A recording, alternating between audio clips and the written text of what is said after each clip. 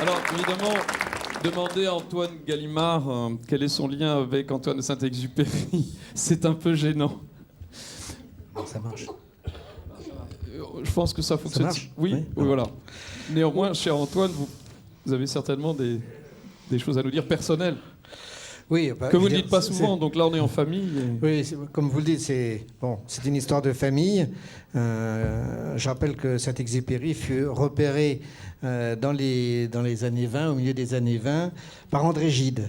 André Gide qui a amené mon grand-père dans le salon d'Yvonne de Lestrange, qui était une cousine de Saint-Exupéry, où là, ils ont pu non seulement faire connaissance, mais avoir une amitié forte, durable, qui les a vraiment amenés à avoir des relations très proches, au point vraiment d'avoir des échanges, une proximité. Et quand Antoine de Saint-Exupéry eut des difficultés, c'est arrivé, voilà, mon grand-père pouvait l'aider. Il y avait des cadeaux réciproques. Un jour, je l'ai toujours personnellement, Antoine de Saint-Exupéry a offert à Gaston Gallimard une horloge atmosphérique dont il était très fier et qui était là au-dessus de la cheminée dans la salle du comité de lecture. Mais Antoine adorait les gadgets. Hein. Oui, oui. Et par contre, je ne sais pas comment mon grand-père l'a pris, mais Antoine de Saint-Exupéry a offert un jour un rasoir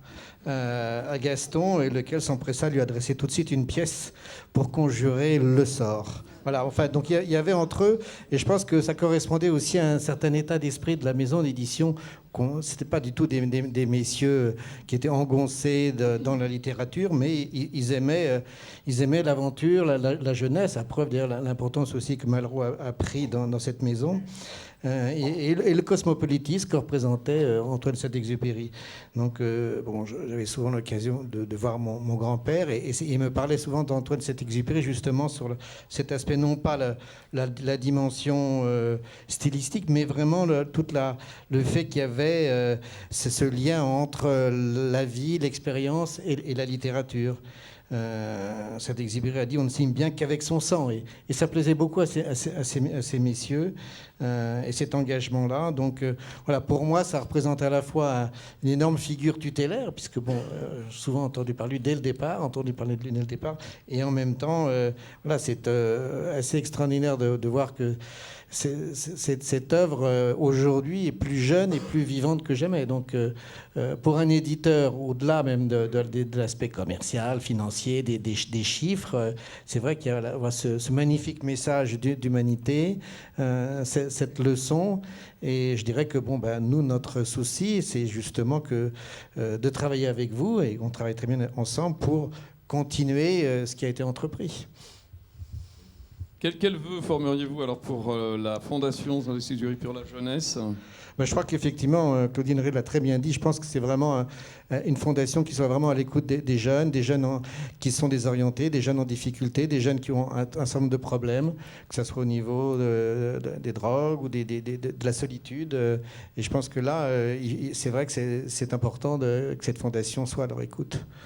En tant qu'éditeur, est-ce que vous ne vous étonnez pas aujourd'hui de la modernité de Saint-Exupéry, enfin dans le sens, la modernité, c'est surtout que Saint-Exupéry soit toujours lu autant en France, et à votre avis, quelle en est la raison ?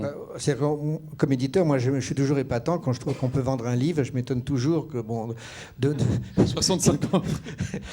Je pense surtout, ce qui est extraordinaire, c'est de voir que c'est pas simplement Le Petit Prince, c'est l'ensemble de l'œuvre qui reste extrêmement vivante, qui reste toujours d'une très grande qualité. Je veux dire, c'est pas Le Petit Prince, c'est toute l'œuvre et sa richesse, que ce soit le poète, que ce soit le philosophe, que ce soit l'expérience de vie, toute chez Antoine de Saint-Exupéry est de très grande qualité.